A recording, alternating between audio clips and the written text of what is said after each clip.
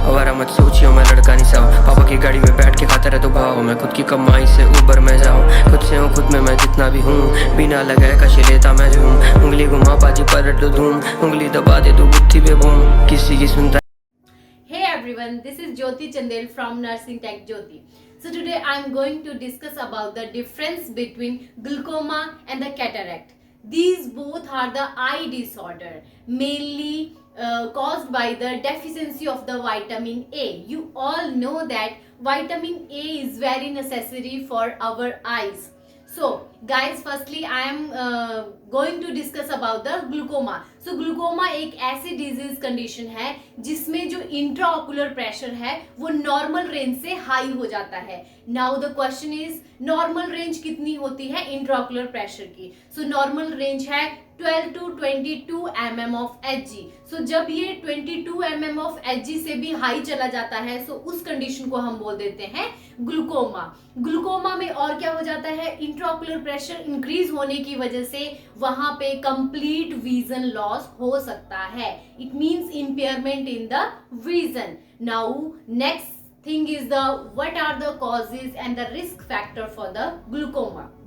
सो first cause जो इसका है, जो मोस्ट कॉमनली माना गया है, that is the hypertension. Because you all know that hypertension में क्या होता है, हमारा जो ब्लड प्रेशर है वो इंक्रीज होने की वजह से जितनी भी वहां पे आर्टरीज होती हैं उनके रप्चर होने के चांसेस रहते हैं. सो उसी हाइपरटेंशन का इफेक्ट पड़ सकता है आईज के ऊपर. सो आईज के ऊपर भी क्या हो सकता है, इंट्राओकुलर प्रेशर इंक्रीज होने की वजह से वहां पे ग्लूकोमा की कंडीशन हो सकती है. सेकेंड थिंग रहती है एजिंग. जैसे जैसे एज इंक्रीज होती रहती है, जो भी अडल्ट हैं या ओल्ड एज में जाते हैं सो उस टाइम पे उनका जो बीपी है वो इंक्रीज होता रहता है. सो मैंने अर्लियर आपको बता दिया हाइपरटेंशन एक इसका कॉज रहता है. सो एज इंक्रीज होने की वजह से भी उसका जो ग्लूकोमा है वो वहां पे हो सकता है. नेक्स्ट थिंग रहती है आई ट्रोमा. आईज के अंदर कोई भी ट्रोमा हो रहा है उसके कारण वहां पे ग्लूकोमा की कंडीशन अराइज हो सकती है. And also the medicine, mainly corticosteroid के प्रोलॉन्ग यूज करने की वजह से वहां पे ग्लूकोमा की कंडीशन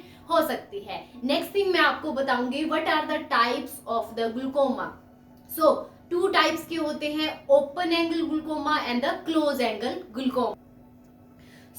जो ओपन एंगल ग्लूकोमा है उसमें क्या होता है, जो फ्लूइड है वो बिल्कुल ही ड्रेनेज नहीं हो पाता आइस के अंदर. एक्वस फ्लूइड आप सबको पता है, एक्वस फ्लूइड और जो विट्रस फ्लूइड है वो मेनली प्रेजेंट रहता है आइस के अंदर. एंटीरियर में एक्वस एंड पोस्टीरियर आई में विट्रस फ्लूइड प्रेजेंट रहता है. सो इसकी जो ड्रेनेज है वो अच्छे से नहीं हो पाती, जिसके कारण जो इंट्राओकुलर प्रेशर है वो इंक्रीज होने की वजह से वहां पे ग्लूकोमा की कंडीशन अराइज हो जाती है. सेकंड आता है close angle glaucoma. So close angle glaucoma माना जाता है एक इमरजेंसी कंडीशन. इट मींस इसमें ट्रीटमेंट की नीड होती ही होती है. तो इसमें क्या है, जो पाथ है एक्वस ह्यूमर का या फिर आप बोल सकते हो जहां से वो ड्रेनेज हो रहा है वो बिल्कुल ब्लॉक होने की वजह से इंट्राओकुलर प्रेशर इंक्रीज हो जाता है और वहां पे विजन एकदम लॉस हो जाता है. So mainly now I am discuss about the sign and symptoms of the glaucoma. So mainly क्या रहता है, blurred vision, there is the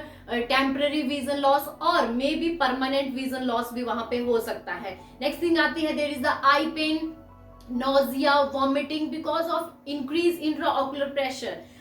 Next, I will discuss about the diagnostic evaluation for the glaucoma.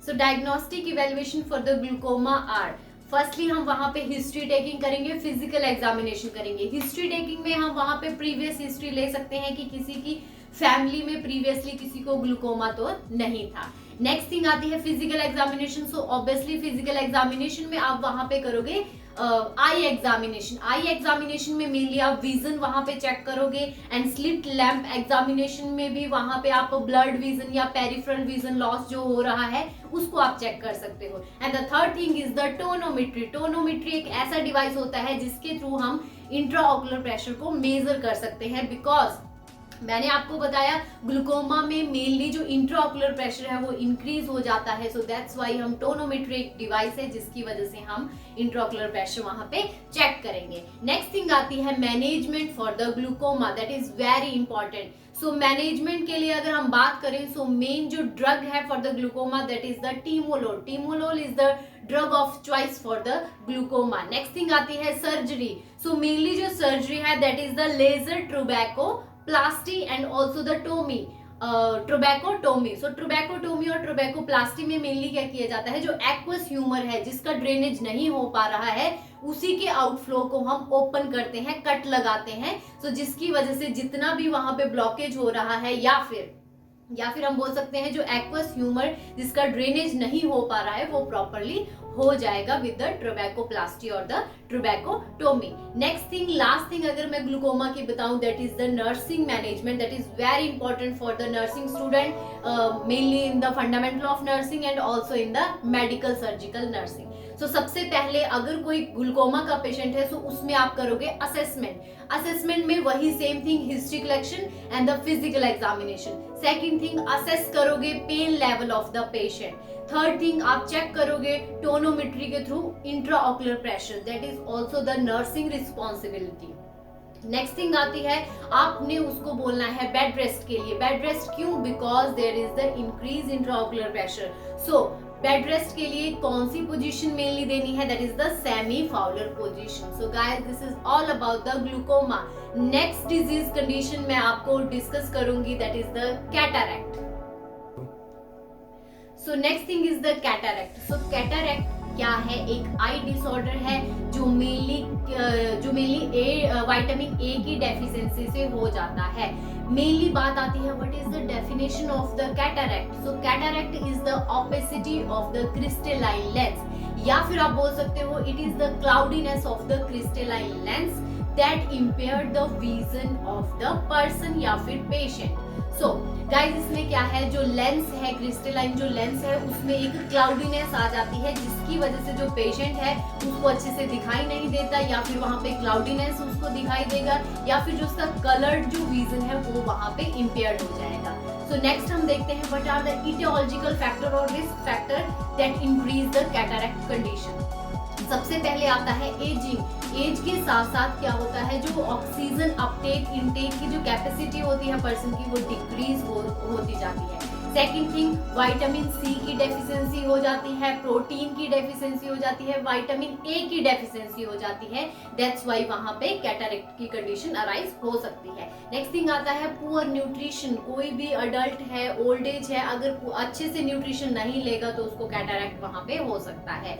Obesity, trauma and infection and also the diabetes mellitus. Diabetes mellitus is also the causative factor of the cataract. Next thing आती है classification of the cataract. So mainly जो cataract है वो two types का होता है. First one is the congenital and second one is the acquired cataract. So नाम से ही पता चल रहा है, कंजेनाइटल इट मींस वो बाय बर्थ प्रेजेंट है, and acquired that is acquired by the some disease condition, for example diabetes mellitus, any trauma in the eyes, any infection in the eyes or any eye poisoning also, like अगर eyes में कोई chemical चला जाता है तो उसकी वजह से भी वहाँ पे कैटरैक्ट की कंडीशन अराइज हो सकती है. सो ये टू क्या थे, इसके क्लासिफिकेशन थे.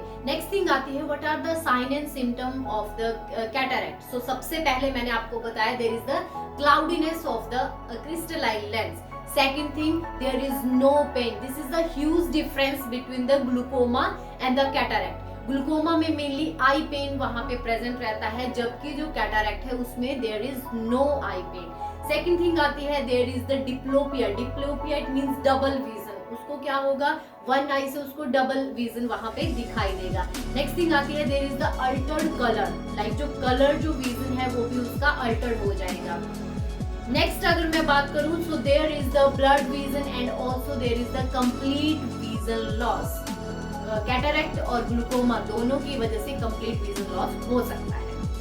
अब मेन अगर मैं चीज आपको बताऊं that is the management. So management की अगर मैं बात करूं तो वहां पे एस्पिरिन दे सकते हैं, विटामिन ए के सप्लीमेंट्स हम दे सकते हैं, विटामिन सी के सप्लीमेंट्स हम वहां पे दे सकते हैं, और पेशेंट को हम एडवाइस करेंगे for the use of dark glasses, because मैंने आपको बताया there is the cloudiness of the crystalline lens. तो उसको क्या करना है, जो डार्क ग्लासेस होते हैं उसका यूज करना है. Now come to the surgical management of the cataract. So mainly there are two surgical management for the cataract. First one is the extra capsular cataract extraction and second one is the intracapsular cataract extraction. So इनमें difference क्या है? So first मैंने आपको बताया extracapsular cataract extraction. So इसमें क्या करते हैं, कम जो लेंस है उसको रिमूव करते हैं विदाउट कैप्सूल, मतलब जो उसका कैप्सूल है उसको हम रिमूव नहीं करते.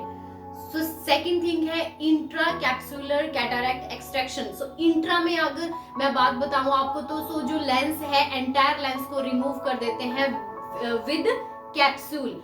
एक में क्या था, एक्स्ट्रा में हम कैप्सूल को रिमूव नहीं करेंगे, इंट्रा में हम एंटायर लेंस को रिमूव कर देंगे with capsule.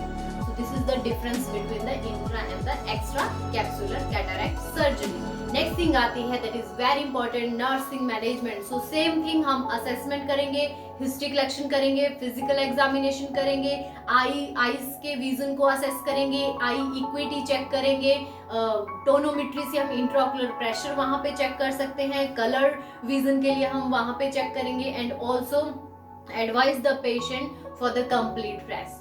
So this is all about the difference between cataract and the glaucoma. I hope आपको ये वीडियो अच्छी लगी हो. Please like, share, subscribe my channel. Thank you and press the bell icon. Have a good day.